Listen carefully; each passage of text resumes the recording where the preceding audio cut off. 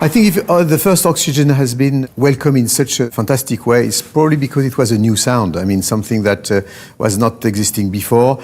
Probably linked also with a certain idea of science fiction, of futuristic type of mood, and the fact that also the melody was at the idea, the concept of melody was at the center of the project. My source of inspiration back in time were really more coming from movies than purely from the music world. For one basic reason, is because electronic music was not existing really before. It was quite difficult to release this first Oxygene, because back in time when I remember, when I finished the album, actually lots of record companies were not interested by the project, by saying basically that, what is this? I mean, this kind of project with tracks of 10 minutes, no really singles, no singers, no drummers.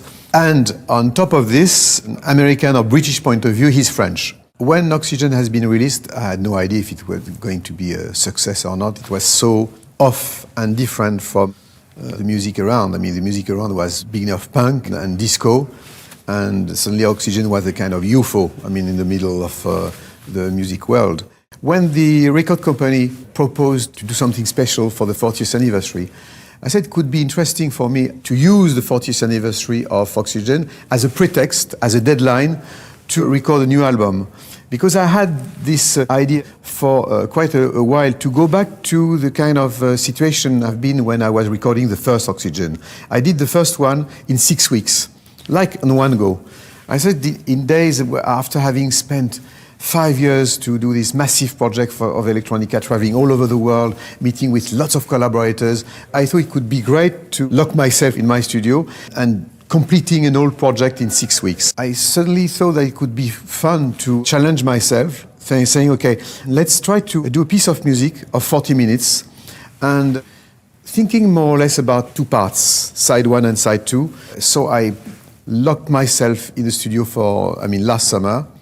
And in the middle of it, I said, I'm crazy, I'm not going to do it. It's too complicated. So I had lots of demos, and then I stopped thinking about making any comparison. I didn't listen to the first one, the second one at all.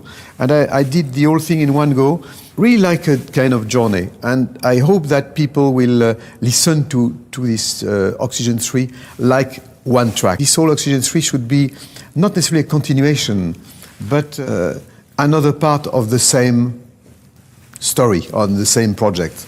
And I remember that Arthur C. Clarke, the author of 2001 Space Odyssey, told me once, you should one day finish Oxygene with a track that could be like a long screaming in space. I didn't understand what he was saying at that time. And it's the reason why that I think that I'm not going to do an Oxygene 4. This is the real ending of Oxygene.